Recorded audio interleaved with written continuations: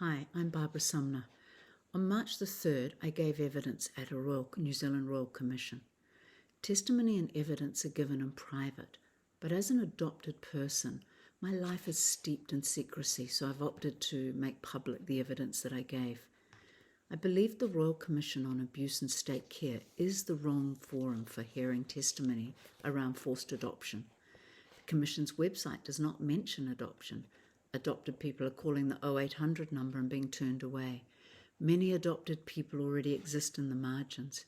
It feels like we've been pasted on here as a cost-effective way for the state to gather evidence as they prepare new legislation.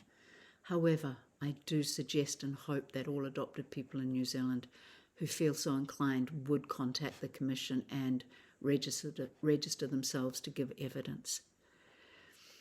So while I am uncomfortable muscling in on this process, I am taking this opportunity to advance our voice. You'll note my use of language around adoption is different from the social narrative of adoption as a social good. We're all steeped in that. So when I use the word adoption, it is shorthand for forced adoption, because for the pre-verbal baby, all adoption is forced. I don't use the word birth mother, simply because you'll never hear a non-adopted person call their mother birth mother. I also don't use the word adopted child. We stay children for such a short time. To use this to denote a woman of my age is infantilizing. Not all adopted people have an issue with our status, but all of us are impacted by the loss of basic rights enjoyed by the non-adopted. The Adoption Act 1955 is primarily a piece of property legislation. I'll come back to that later.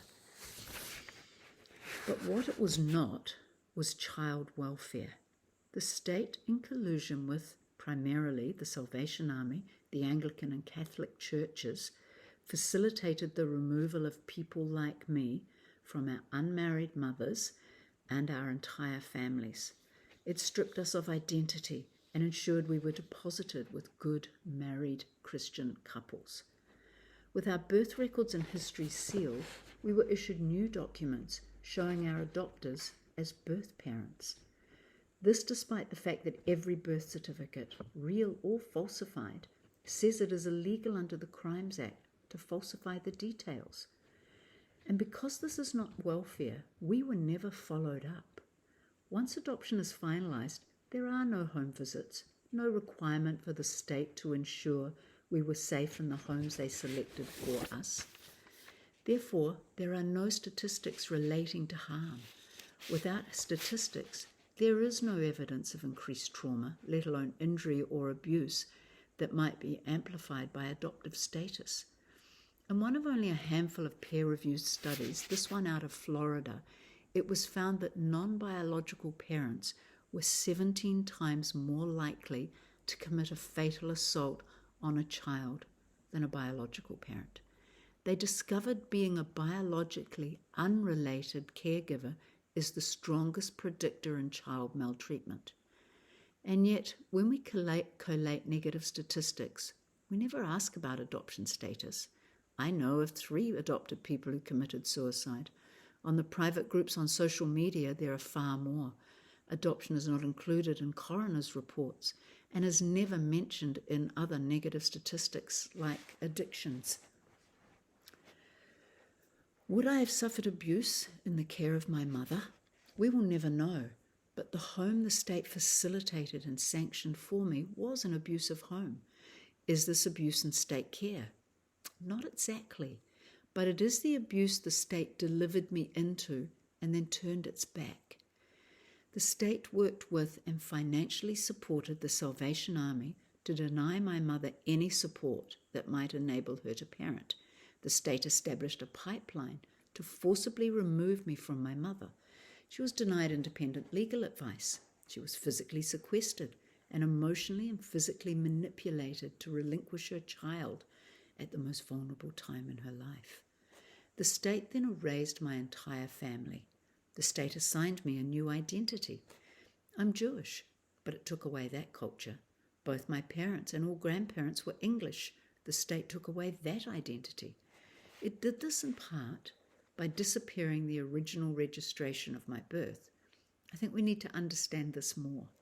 A pre-verbal, non-consenting, unrepresented person, in my case conceived in the UK but born in New Zealand, has their identity stolen and sold for all time, and sealed for all time. And then, through a process of manipulation, coercion, collusion that amounts even then to child trafficking, randomly assigned me a new family, a new history, and a new identity.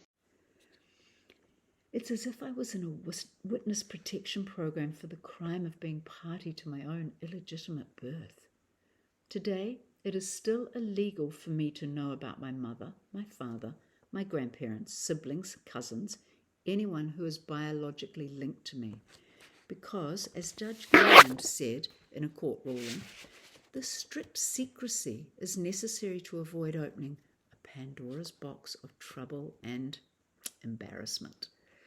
In the same judgment, refusing a woman access to the files held on her, he said she was not party to the adoption order. Therefore, she had no right to that information. So, the judiciary as an organ of the state ensures that the object and subject of this contract is then blocked by law from ever obtaining those files. We're also blocked from ever voiding that contract. In other words, we are never not adopted. I have a question for you. If you woke up tomorrow and found that your entire family, apart from those you gave birth to, were gone, just gone, how would you react? In the Troubles in Northern Ireland, they call people who are abducted the disappeared. In Pinochet's Chile, they call them missing people, the disappeared. In New Zealand, between 1955 and early 80s, over 90,000 people were disappeared from their families. Many of us have suffered abuse. All of us have suffered the loss of fundamental human rights that the non-adopted take for granted. You almost never hear our voice because, well, privacy, which is in effect state-mandated secrecy. It tells a story of hear no harm, see no harm, speak of no harm. But that harm is there, hiding in plain sight. And because adoption is state-sanctioned gaslighting, the whole world believes it was in our best interest, that adoption is a common good. If your mother died when you were born or in the months after, you would be surrounded by empathy, by sympathy, by an acknowledgement and understanding of your great loss. Other family members would rally to support you. For the baby taken in adoption, it is as if their mother died. But the story that surrounds us is one of being saved, of being grateful, of being chosen, of being special. And if we do speak up, if we do make a fuss and declare that we have suffered grave injustice, we are slammed with every kind of invective, and we're often disappeared from our adopted families as well, as has happened to me. We're even tacked on to royal commissions designed for a very different form of abuse. We are told in a million little ways that to be adopted is a good thing, that there is no downside, that we are as if born to our adopters, that there is no difference between biological and fictive families, that the culture you spring from is of no value, that your 4,049 direct ancestors over the last 400 years, that's 12 generations, that's the 12 generations it takes to make you and all your deep whakapapa, is of no value. And yet, I think you understand that strands of all those people exist in you today, as they do in me. So much in our society tells us that kinship continuity is normative, innate, and based on genetic connection. This Māori land that we stand on today is steeped in it. Science tells us that nature has a far greater effect on character and traits than nurture, but only for the bioconnected person. For the adopted and anonymous donor conceived, the blank slate theory rules. For us, it's all about nurture. Our kinship and identity are portrayed as social rather than innate constructs. So the question I know I am here today to answer is, how has the state harmed me? My answer is nuanced. In 1996, Judge Ellis declared one woman before him who was seeking her files an adopted child of any age. Judge Ellis also declared adopted people a class of persons to whom records must be restricted. He was telling us that we're second-class citizens. I've spent my life performing identity. At its core, adoption is performative. I learned very early how to act as if I was the offspring of my adopters, just as they performed the act of parenting, as if they were my parents. This term, as if born to, is written into the Adoption Act. It is a required element of adoption. I must always carry the secrets of other people, my adopters and my supposedly ashamed mother, but those secrets, because those secrets are shameful, and by association, so am I. The law says it is so. I began searching for my family in 1982 when I was 22. That was when I began interacting with government departments, endlessly searching for any scrap of information, any dropped word, grasping at any straw of connection. I've had hundreds of interactions with social workers. I've written many letters to officials and received willfully falsified information in return. I've been sent down rabbit holes where the social worker knew damn well I would fail in my attempts to access any information held on me. I recently suffered in the knowledge that a 21-year-old new graduate male social worker had the right to look at my files when I did not. We were on the phone and I could hear him flipping through pages. And yes, as it turned out, he lied about the content. I have yet to have an interaction with a social worker or any keeper of my information that was not threaded through with outright scorn, with amusement, and a total minimizing of my desire and my situation. I've made numerous complaints about their treatment of me, every one of them rejected, because the provisions, limitations, and restrictions of the Adoption Act declares me a special class of persons. All of this lives on in trauma, as a primal wound in my physical and mental health. It impacted the way I formed and managed intimate relationships. It informed the way I parented, and it continues as part of my children's epigenetic inheritance. I think it's obvious that as a special class of persons, I have fewer rights than you. But the state was not saving me from abusive parents and then delivering me into worse conditions. The state conspired against my mother to legally abduct me. It assisted a religious organization to discriminate against and punish my mother for her premarital sexual activity.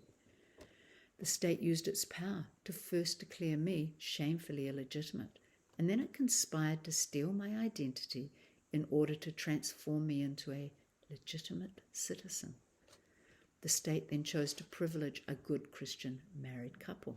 I was delivered to them as the cure for their infertility. And since you cannot be both the cure for one woman's infertility and another woman's child, it was essential to scrub my past clean and hide it completely. I think I need to repeat that. I and thousands of others were procured by the state to be the cure for infertility and to build social stability by ensuring the continuation of the Christian nuclear family. And what about the father of the child conceived outside of marriage, that invisible person? Even when his name is in our files, it is often redacted on our misnamed original birth certificate that the misnamed Adult Adoption Information Act allows for. So while the mother carries it all, the father disappears, a blameless spermatozoan, because adoption is about property.